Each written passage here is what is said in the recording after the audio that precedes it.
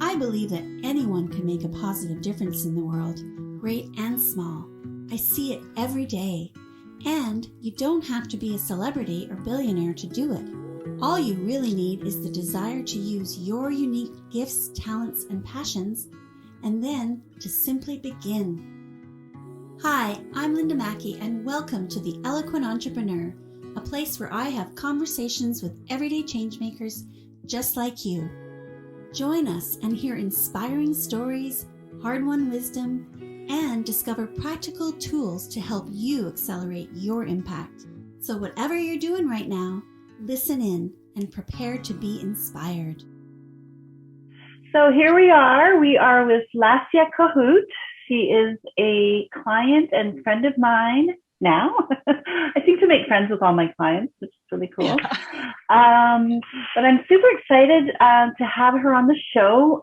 It's The Eloquent Entrepreneur, conversations with everyday change makers. And she is a spiritual practitioner, soul excavator, personal coach, educator, and meditation center. So Lesia, I want you to introduce yourself because you're a much better speaker than me. So let's hear all about you, your business, what you've been up to. I know you've got lots on the go, so let's hear it. Yeah. Okay. Linda, thank you for that lovely introduction. And thank you for having me on The Eloquent Entrepreneur. It is a joy and an honor and a pleasure to just hang out with you this way and to support stuff that you're working on as well. And I just want to give Linda a shout out because she is an extraordinary being herself. She is a photographer extraordinaire, so talented, so creative. I have worked with her. My daughter has worked with her, and I look forward to working with her again because as soon as we did our photo shoot a couple of years ago, which was this like super fun, amazing all-day event, as soon as we were done, I'm like, oh, now I have all these ideas for the next shoot. Well, that's what's so exciting about personal branding. It's because we're not static beings, right? We change and evolve, and there's so many other facets to us as human beings. So it's gonna be awesome. Yeah. So okay, let's see. It's funny because I was thinking just a few hours ago, I'm like, did I send Linda a bio? Does she want a bio from me? What is she going to say when she introduces me? But here, I guess I get to do that myself. So as Linda said, my name is Lesia Kohut, and I am a licensed spiritual practitioner, licensed through the Emerson Theological Institute out of California.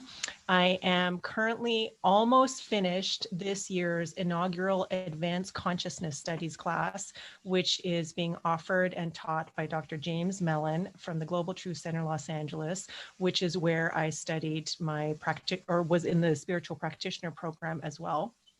It is affiliated, that center is affiliated with the Emerson Theological Institute.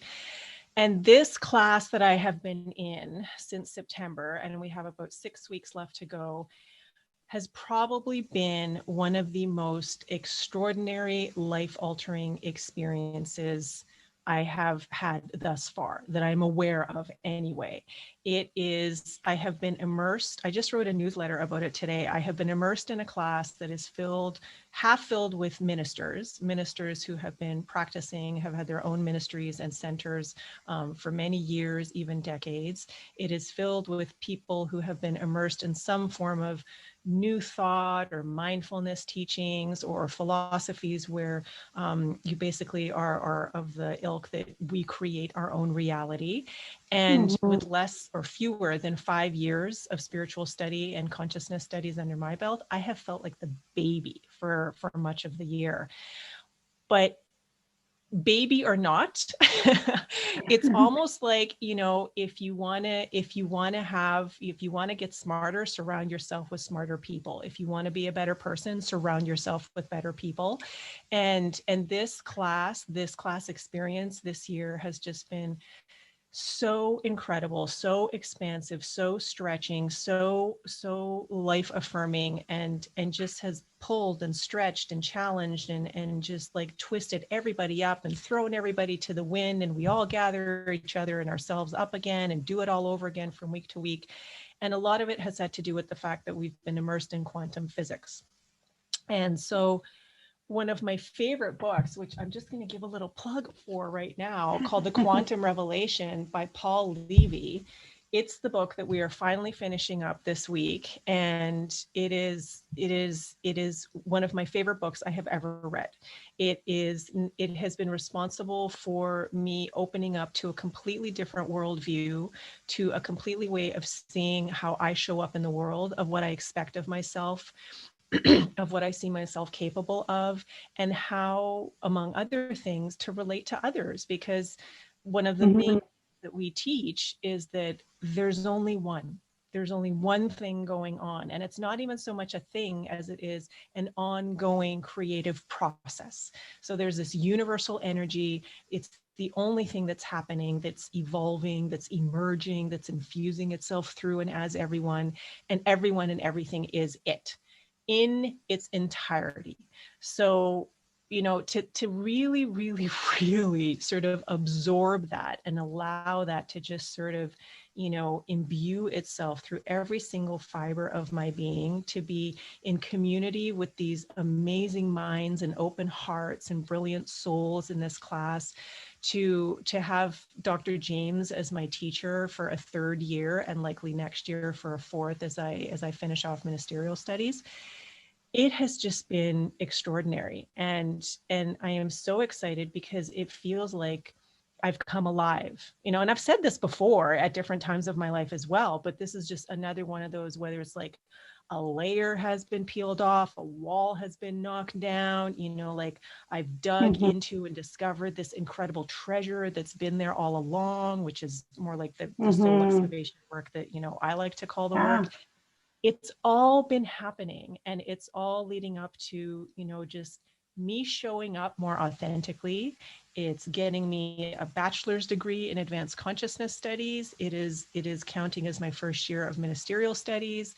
I'm going to have my first manuscript submitted, my very first book that I'm writing as my final assignment. Cool. and it's connected me with more and more and more people who I feel kind of help me to live my why, which is to empower the conscious awakening of humanity so that together we can cultivate a global community founded in love. So that's kind of what's happening for me these days. That's so funny. I was about to just bring attention to that very sentence because that's on your Facebook page. And I just wanted to, you know, I mean, it's, what you do is so expansive and so empowering. And so that really kind of pulls it all together, I think, for people watching. Like, and you call yourself a soul excavator. So can you expand on that a little bit, and how you help your clients? Because I think that's, I mean, all the work you're doing is, I mean, it may go over some people's heads, I don't know. But at the same time, I mean, the way you just, you know, encompass that in that sentence, I think that really does, you know, explain very simply what you do. But let's talk about your soul excavator. Like, what does that mean, and how does that pertain to your work with clients? Sure. And how you help people and make a difference? Yeah, sure. Well, I mean, firstly, soul excavation, I feel, is an ongoing lifetime process, and it begins with me. You know, it just everything that I do, it starts with me. And I firmly believe, and it took most of my life to get there, that it is so important to put ourselves first and to nourish and work on ourselves first, because when we do, then we get to show up as our most amazing, authentic, powerful, vibrant, vital selves for everyone else, you know, in our lives.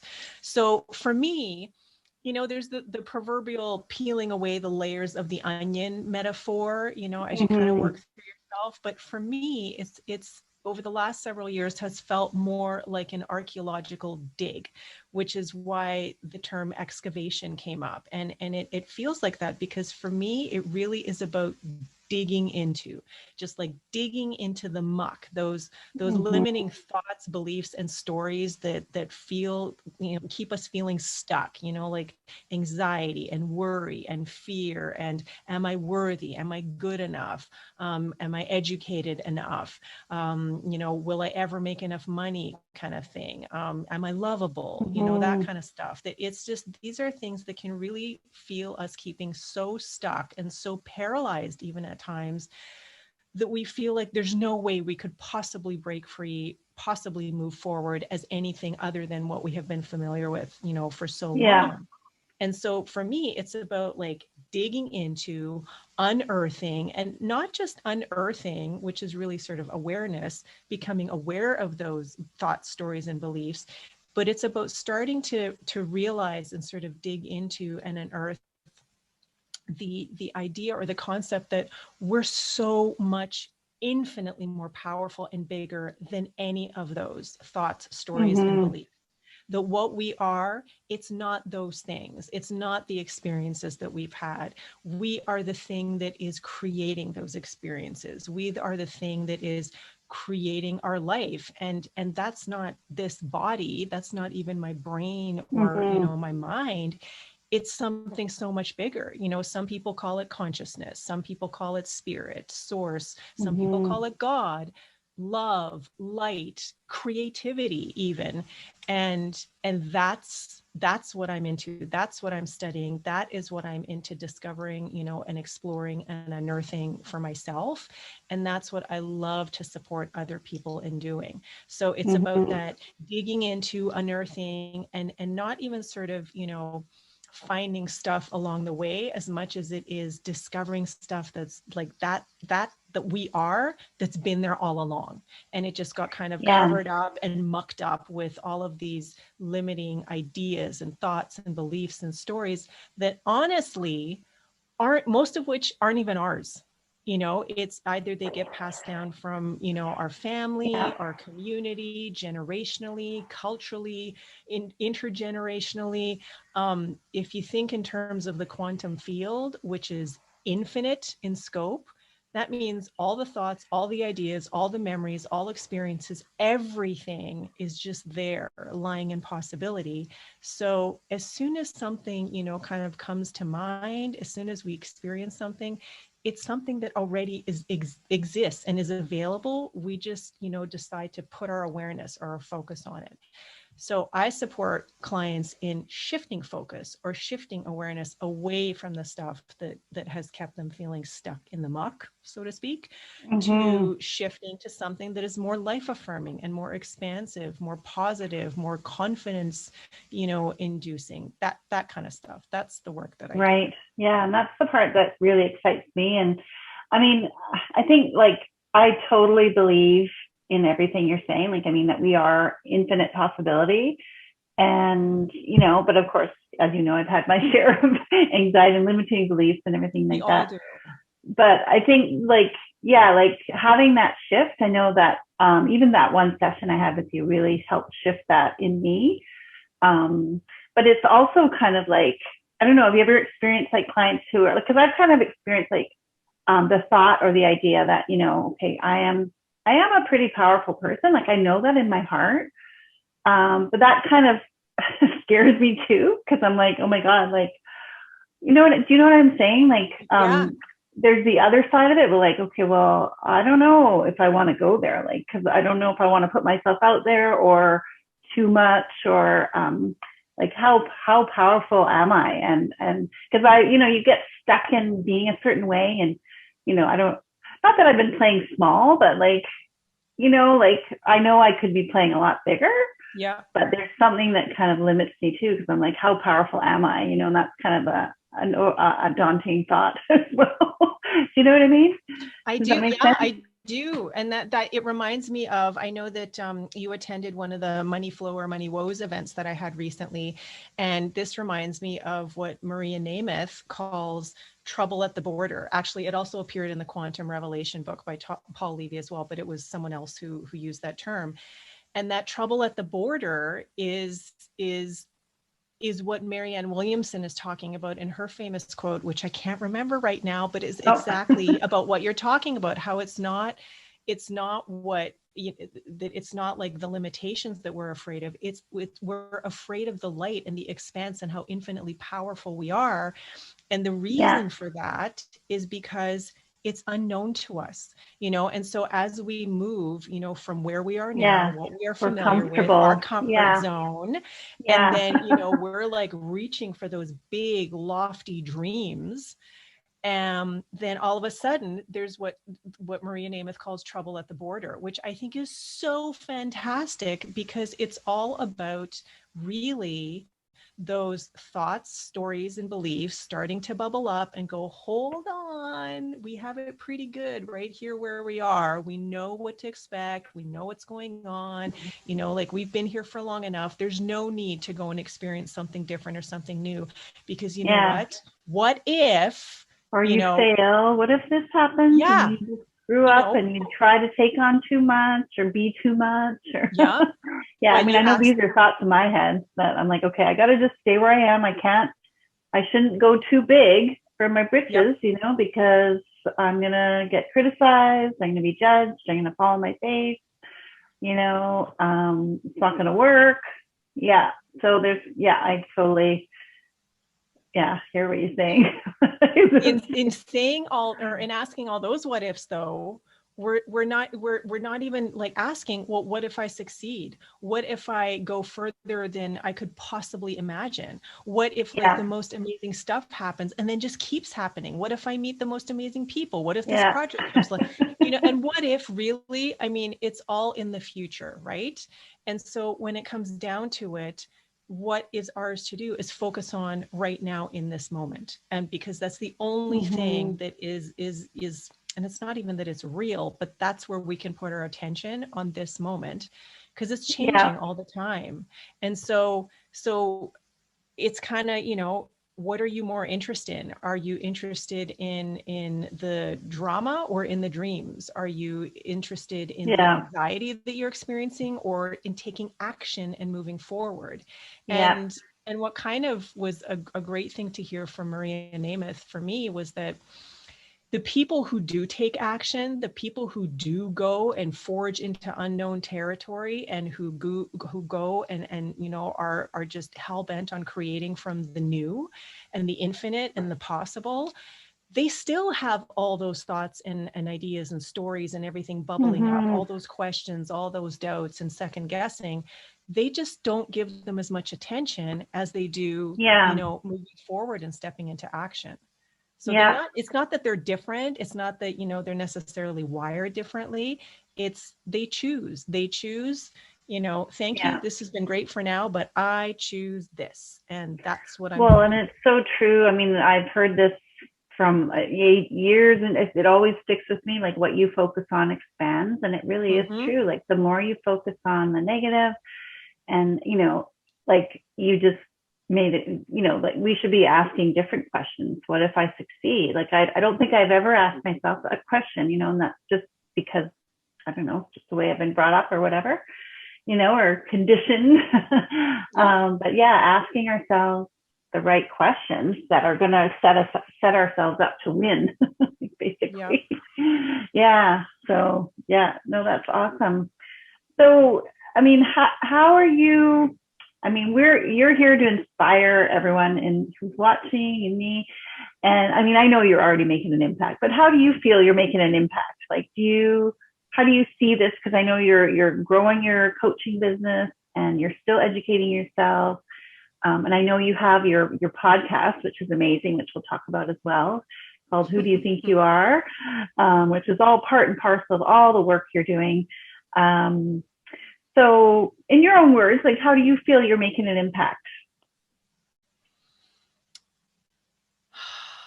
Well, I think a loaded question. No, it is. It's a great question. And I think I might answer it slightly differently, even 5 minutes from now or an hour ago. But I could give you my answer. It's kind of like the who do you think you are when I ask people at the beginning of our podcast. I know. Which you're going to have to answer too, Linda. I know. I got to psych myself up for that. I really, like I said before, I really believe that it starts with me, and the more authentically I can show up, the more I can play what what my friend and fellow classmate would say is my bigger game. The more I can do that, the more I can really just step into that amazing flow of who and what I am capable of, and the life that I am meant to live. Yeah. The more I bring to the world, starting by the people around me, the people I work with, then sort of that trickle effect. And I feel like when you kind of like pare it all away, that's kind of the simplest thing. And so even though I love working with clients, and I am so delighted to keep working with clients and meeting new people and just connecting with people and supporting people in that way. None of it would work if I didn't keep working on myself, and if I didn't keep paying attention to how I show up, to what I think of myself. I wrote about it in a newsletter that is probably coming out right now. I know, it just came in actually. Yeah. My notification. Yeah. Oh, and yeah, everyone has to read Lesia's newsletter and watch your YouTube channel too. We have some great, very inspiring, educational, informational. Thank you. Content. So anyway, carry on. So yeah, working through any of those thoughts, beliefs, and stories, any of those doubts, any of the second guessing, which does come up. And like I wrote, sometimes they're tiny little, niggly nudges. And sometimes it's like a battering ram upside the head. And you wonder, like, how am I going to make it through this? Yeah. But ultimately, I keep working on myself. And I'm also, at least this is what it feels like, I'm also far enough along on my journey and the unfoldment of my process that I know when those times come, when that kind of stuff happens, that it's likely a period of extreme growth. And it's, the ego or those thoughts and stories and beliefs just like clinging on with claw marks to keep me from expanding. But it's like little chicks, like they're in this eggshell that is this like beautiful home with, this nourishing yolk that they sup on for however long, they're in there for. I can't even remember how long chicks are in an egg. But eventually, if they don't start pecking out of that egg, it becomes toxic and they'll die. So I'm, it sounds kind of harsh, but I feel like that can happen for us too. If we continue to limit ourselves by being afraid, by doubting, by worrying, by being anxious, it's almost like we're killing our spirit and squashing our soul because it wants to come alive. It is an active, creative thing that is always flowing. And if we keep like, oh, I could never do that. Oh, I don't know enough. Oh, I don't have enough money. I don't have enough time. I don't have the right degree. Well, we're just like constantly closing the door and shutting ourselves off from this incredible, amazing, awesome experience that is ours to have. If only we just say, yes, it's frightening. I'm terrified. However, I'm going to say yes and just see what happens. I just got goosebumps. So is that kind of like a tip you would give to people? Like, because I mean, we're always, barraging ourselves with these thoughts and limiting beliefs. And is that like, is that kind of a tip you would give? Like, just, okay, stop yourself. Like, how would you, what's a practical tip we can do to kind of, recognize those thoughts? Well, I think that's the key there, Linda, is what you just said, recognition or awareness.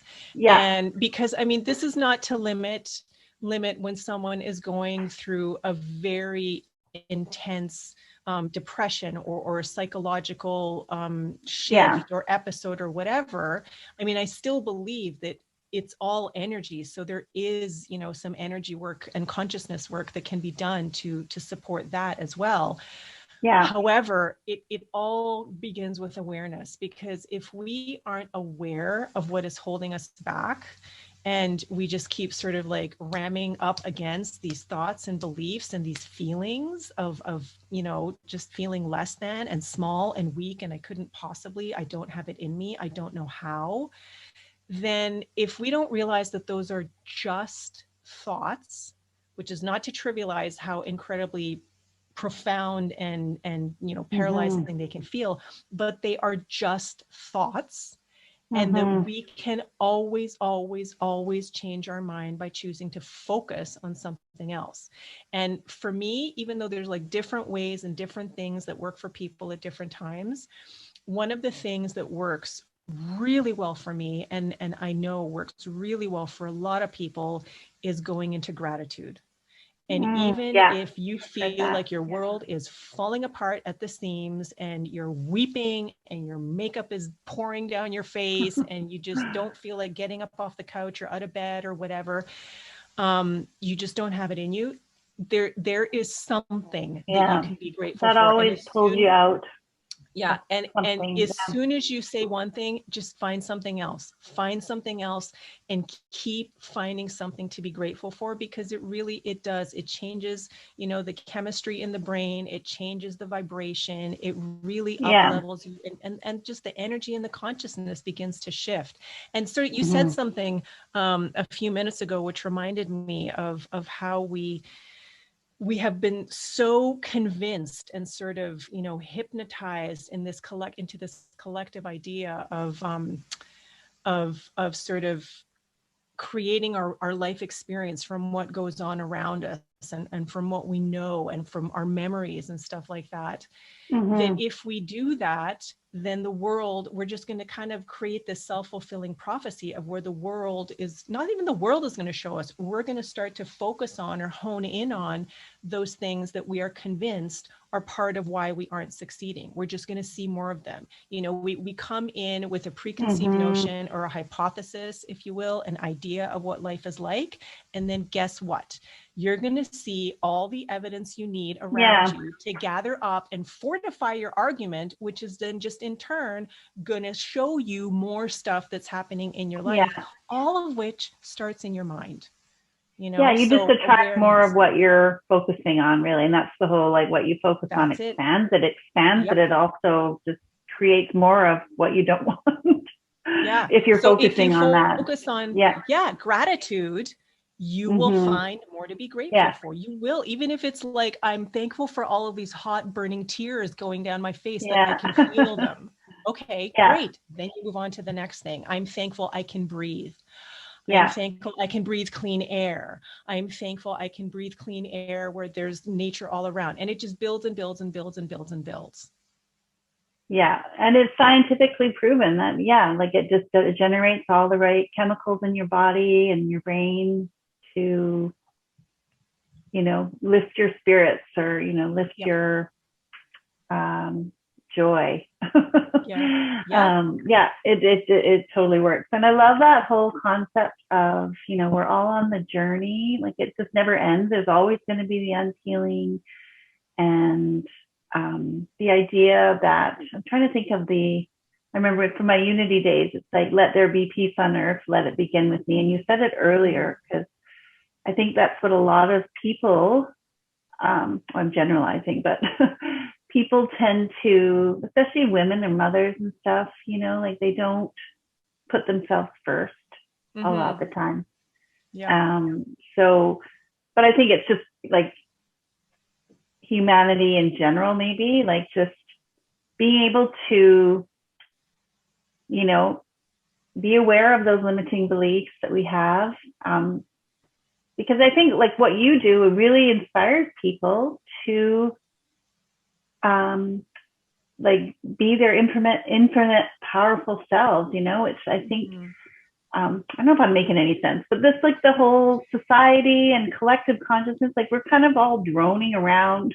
Like, no, I think there's definitely people out there that are obviously, living their infinite potential. But I'd say most of us aren't, right? Like, is that a fair assumption to make?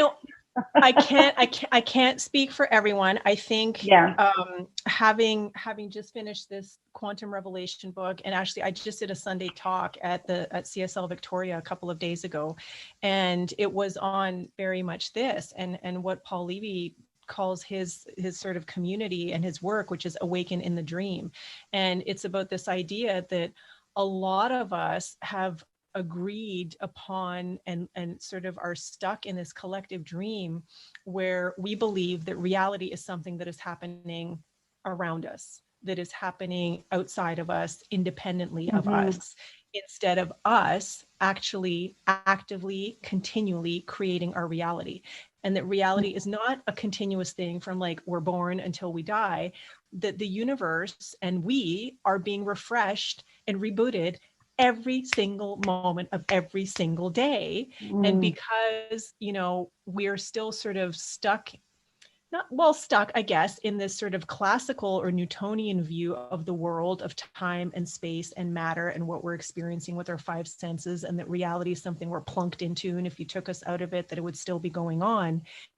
If you shift your perspective and look at the worldview from a quantum perspective or a quantum worldview where there's no time, there's no space, and everything is infinite potentiality, that means everything is possible all the time, then you can do and be anything you want ever. And you don't have to be bound by things like time or having enough energy, or, you know, I'm not in the right place or at the right stage of my life or anything like that.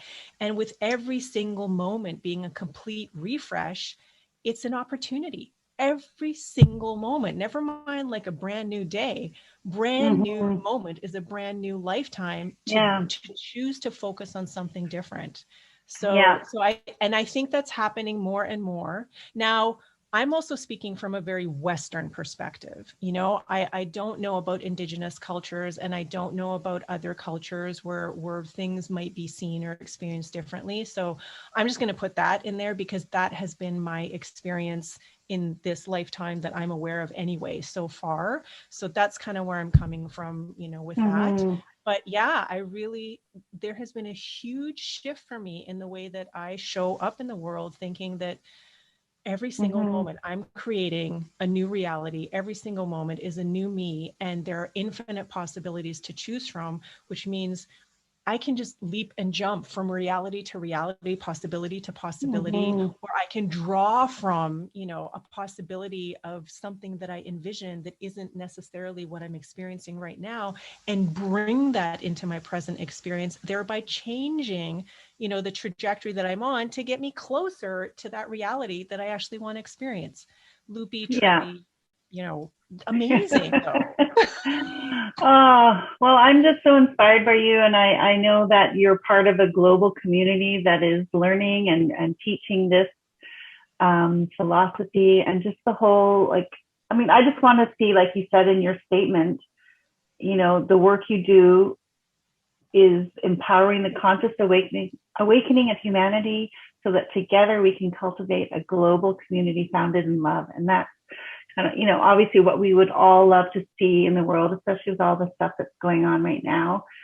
So I'm so, you know, inspired by you and excited for the work that you're doing, to really, you know, inspire people to really open up to their own infinite possibilities. Right.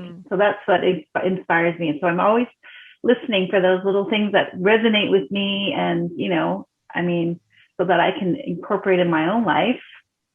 And so what do I want to say? So what is your, I mean, you have so many gifts, but what do you feel your greatest gift is that empowers you?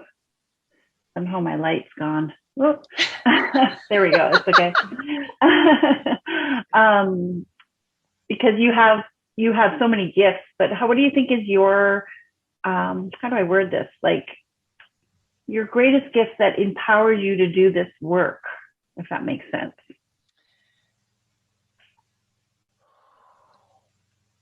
I am thinking right now what that feels like is just being open, just really being open to what wants, what wants to be known, what wants to come up, what wants to be revealed, what wants to be shared, discovered, released, just to be open, not to try and figure things out, you know, even for myself, but especially when I'm working with clients, is Yeah. just as I'm sitting there listening, you know, and holding space for them to share and feel and just go through whatever it is that they want to go through as they process and navigate, to just be open to what it is that is coming up in that experience, because opening up to that and opening up as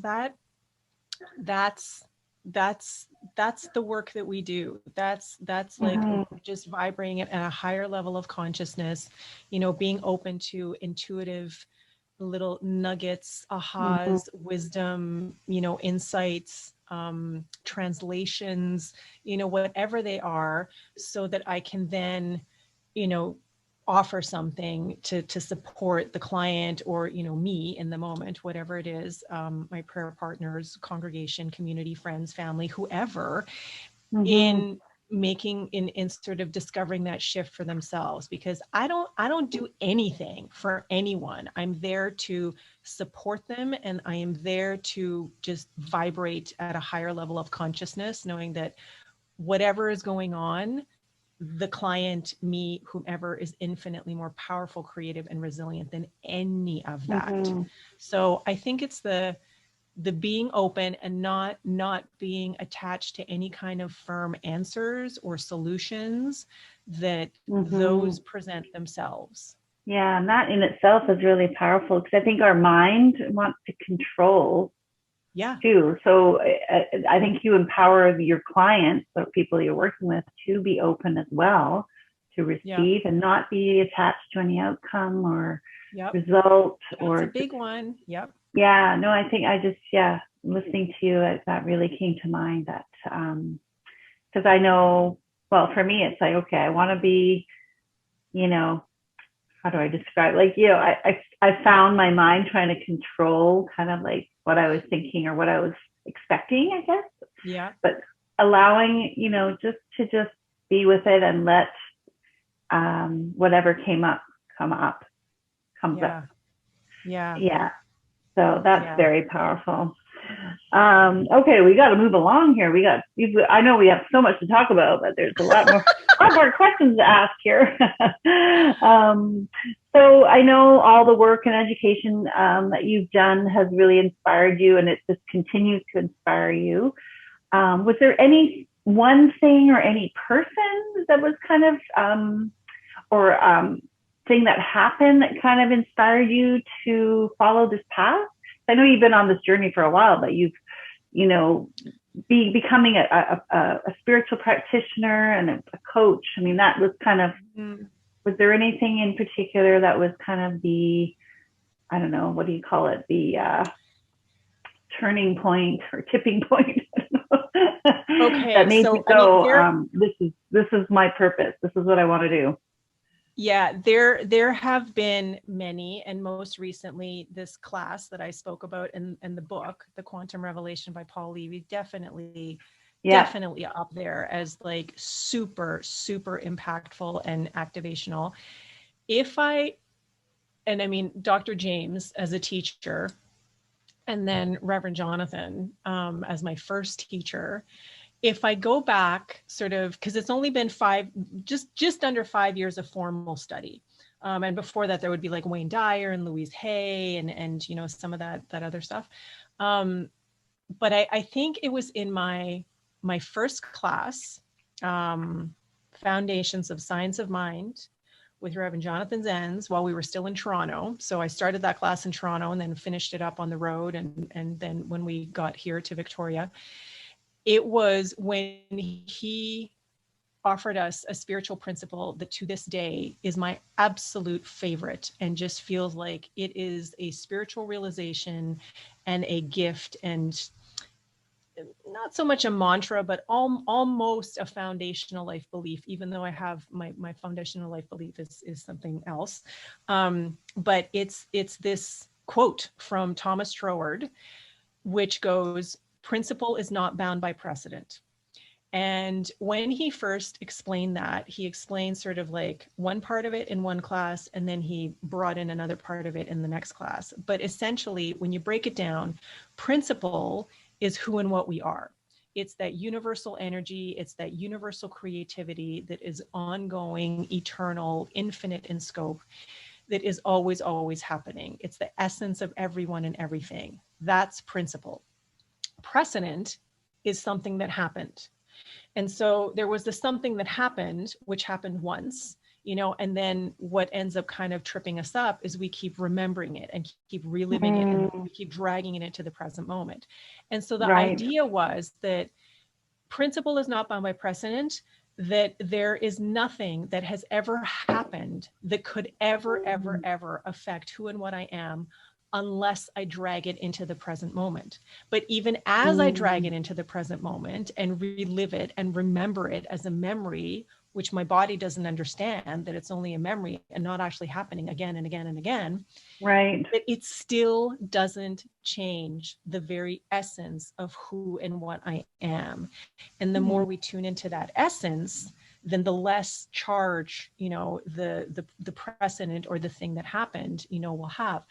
But with quantum physics now, it's even more profound because there's no time and space, right? So it's not just what happened, it's what could happen in these infinite realities. Like, it's really challenging for us to wrap our minds around infinitude, because it's there's no beginning, there's no end. And so with all of that, all of those infinite possibilities of all of those things happening, all of those negative, seeming experiences, doubts, worries, thoughts, whatever, none of that could still ever diminish who and what we are at our core. Yeah, that to me is like, so powerful. It just lands like no other, and is continually such a great reminder and a favorite of mine to offer to clients who are like, well, I failed at this, before, so I'm just going to fail at it again. Or, this happened in a relationship before, so I'm just going to track that kind of thing again. No. Yeah, no. So powerful. And I remember you saying that to me in our session, and it is so powerful. And the way you just explained it really kind of it hits home much more powerfully now. But I mean, basically, it's like whatever happened before really doesn't matter in the whole scheme of things. And it's not to say, and it's so interesting with the word matter. It's not to say that it doesn't have value, or that it doesn't, somehow impact us, or that when we're experiencing the memory of it, or, the whatever the experience itself, that it doesn't require attention, or the feelings that we're having require attention or something like that. It's just that it doesn't define you, Right. And the only reason that you may think it defines you is because you're letting it define you. Yeah, you're bringing it into your reality now when it was in the past. Yeah. So wow, that's really powerful. I'll make sure to put that in the show notes. Yeah, it's a writer downer for sure. Almost every session I have with someone, they're like, "What is that?" And they write it down. You'll have to text it to me again. Sure. Yeah. All right. So I'm going to move on to, I think everything you're saying is just going to inspire people to really want to focus on self. So that's my next question. What advice would you give? But I think you've talked about it this whole time, that we really need to empower ourselves so that we can, get, really know ourselves and our infinite power and what we have to offer the world. Yeah. Is that a good way of?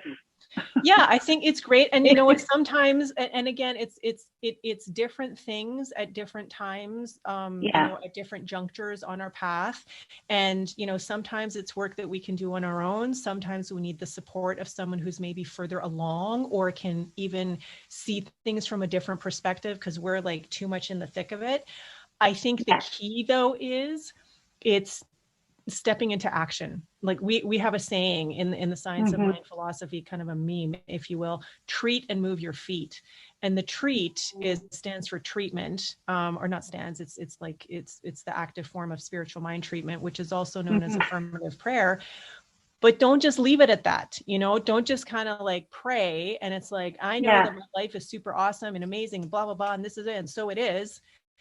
You got to step into action, yes, we're endeavoring to live, from the quantum, but we are still rooted in somewhat of a classical reality. And in order to, kind of live from that, you still got to kind of work with the tools that you have here. And that means you got to step into action. And as you do, that shifts the energy. And that's almost kind of like some of that evidence, you know, that you're being shown to like, hey, well, you're taking the action to move forward towards your dreams. Here's something else that's going to help you. Here's someone else that's going to help you. Here's an opportunity. Here's an idea. Here's some money, you know, like that's what happens. Yeah. You've got to take action. Yeah. And then from there, the confidence grows, the limiting beliefs just fall away. And, you know, you're proving to yourself a different reality that you maybe didn't think was possible before. Yeah. So that's pretty awesome. All right. So let's look to the future then for you. So 5 years from now, how do you see your vision? What's your ultimate vision? So maybe 5 years from now, or just in general, like, what do you see? Where do you see yourself going with your work, and what is your ultimate dream when it comes to? Yeah. Right now, my ultimate dream, even though I really do envision a global community, is to have my own spiritual center that is really focused on the creative arts, because music and dance and art, even books are just so important to me. And the artistry of creativity and the creativity of artistry is something that is just, it really speaks to my soul.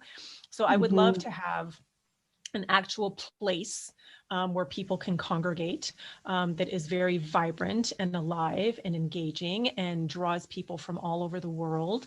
I would love to have a sister center or something like that somewhere else in the world that, you know, is kind of has the same values and you know, is showing up in the world the same way. I would love to continue to be of service to, you know, my immediate community that is engaging in the work that I do, but then also to support other communities that maybe, you know, could use a little extra TLC or a little extra support and encouragement in whatever way that looks. I love the idea of working with high school teens, because if there's ever an age where kids are going through so much just by virtue of being a teenager, never mind throw in some stuff like COVID or other stuff that has been happening over the last year. It's a challenging time, and to be able to support kids and sort of like really activate in them, you know, hey, all of this that you're experiencing, you know, the things that are going on with your friends or at home or whatever in your body, you are so much more bigger than any of that. And if they could really sort of, you know, ground themselves confidently in who and what they are and approach life from that, wow, would there be amazing beings, even more amazing beings, you know, coming out of our high schools at that time. Exactly. So, yeah. Only if I had the wisdom I had now when I was a teenager, or had this wisdom you're talking about, that we can, you know, I think it's important that kids, you know, they're so like sponges, they would just eat it up, right? And yeah, I think it. And then they also, I mean, I have a 16-year-old, Milana, right? Milana, who you've worked with, and she's going to be 17 next month. And I learn more from her, I'm sure, than she learns from me, you know? And so I just love, you know, spending time with her friends. I love, you know, spending time with our friends who are in their 20s, because it's a different perspective, you know, it's a different approach to life. And the way they question the things that they aren't attached to, the things that they're interested in and care about. I mean, I would really like to, again, it's about remaining open, you know, and not sort of like, I really got hooked into the music of the 80s and the 90s, and that's the music I'm going to listen to for the rest of my life because that's what I know. No, it's like open up to like hear all the new stuff that's out there, right? And there's new stuff coming out all the time. I'm not just talking music here. So to engage with younger people, that's one of the things I would like, you know, not just for the community to keep growing, but to also like new perspectives to engage with that, because you know, I have my worldview right now, and I see the world the way I do, and so I still want to be challenged and nudged and, you know, encouraged to look in different, you know, see the world in different ways and stuff. And I think that spending time with younger people is an amazing way to do it. Totally. Yeah. I'm actually, like, for a while there, like, Connor was super annoying, but now he's like, he's becoming this little individual, free thinker, like kind of exploring his own creativity, and he's got his own music and interests. And I mean, it's completely different to when we were kids, but I mean, I'm learning to become more open to what he's listening to, what he's doing, what he's looking on, what he's looking up on Google or whatever, So it's quite exciting. Yeah. And I mean, yeah, he definitely teaches me things that I had no clue about before. Yeah. So, all right. So let's move on to, I just want to ask you, you were a client of mine, and you did speak of our experience together. Just wanted to hear a little bit about how you felt before we did a personal branding shoot for you. I guess it's been 2 years now. And that was so much fun.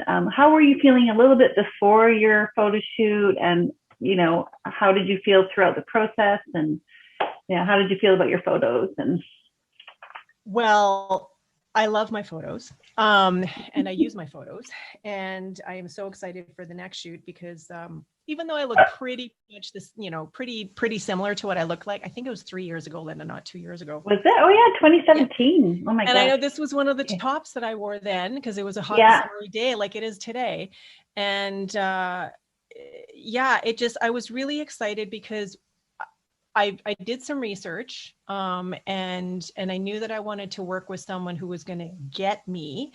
And you just had this fantastic questionnaire that as I was filling it out, I thought, man, she's asking all the right questions. This is great. and then we had a conversation and found some common ground as we were talking. And then I chose to go, I don't know if it's something you offer anymore, but I chose to go with a package where I ended up with 10 different images that I could use for print and web. And they were very sort of, personal branding lifestyle. Like, this is me, this is what I'm all about. And it was just such a fun day. Like I mean, it was hot. It was so hot. It was the end of September, very hot. And it just turned into a super summer day. And we had sunshine all day. And we went to, I think, 3 different locations. And 3 different outfits. One of them I had to change in the car because there was nowhere else, to change.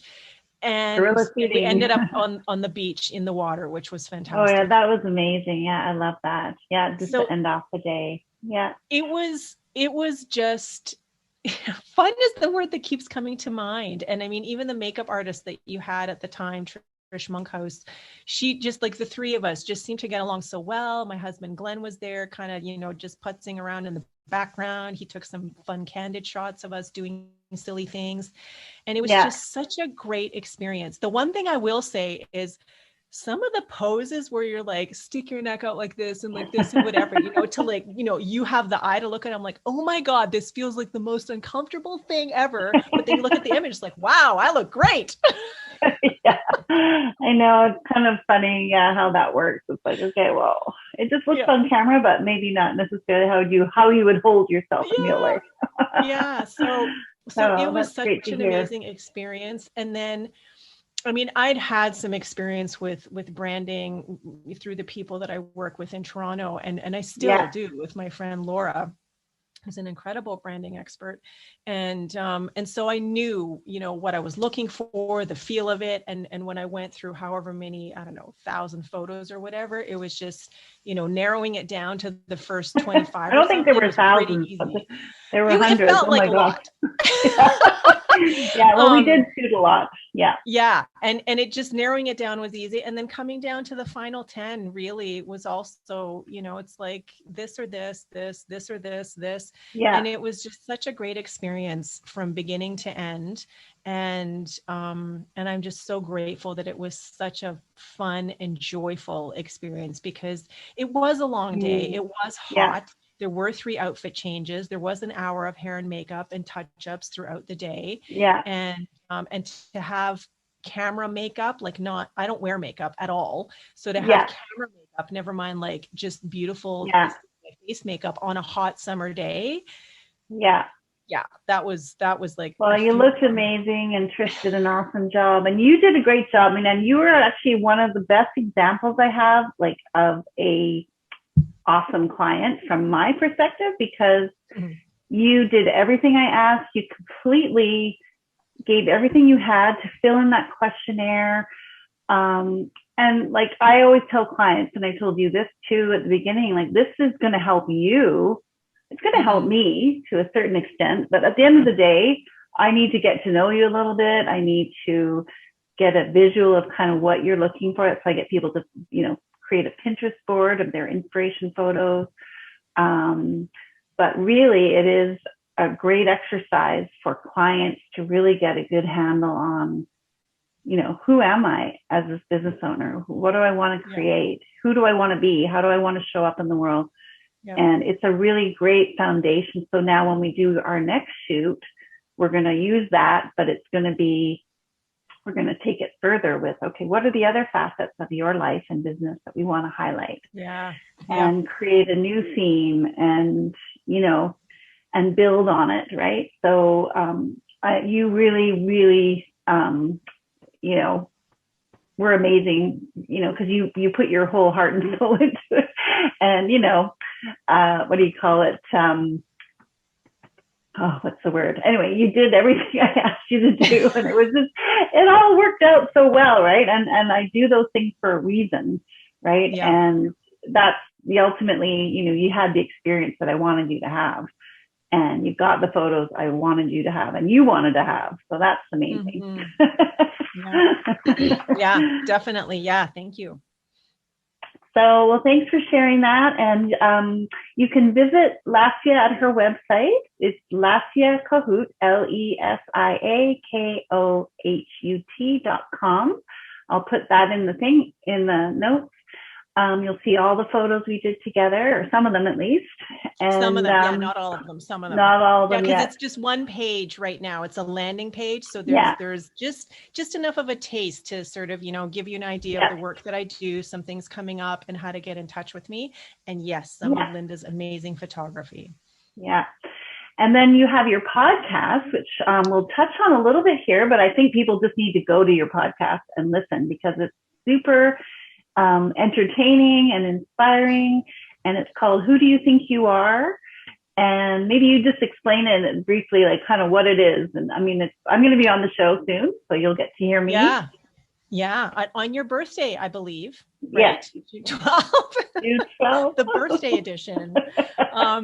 So the podcast is called Who Do You Think You Are? And I'm just going to warn people out there that there are other podcasts with the exact same name. So when you're looking for ours, then really use my name, search by my name, Lesia Kohut, LESIAKOHUT, and then the podcast will appear immediately. So it's available on my YouTube channel, which is just Lesia Kohut on YouTube.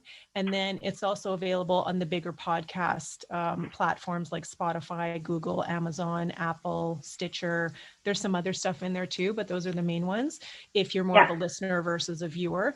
And it really is just a spontaneous, organic, conscious conversation that comes from me asking the guest, who do you think you are? And them answering. And then we just kind of go into this conversation, which really is an exploration into how our thoughts, beliefs, and feelings create our reality.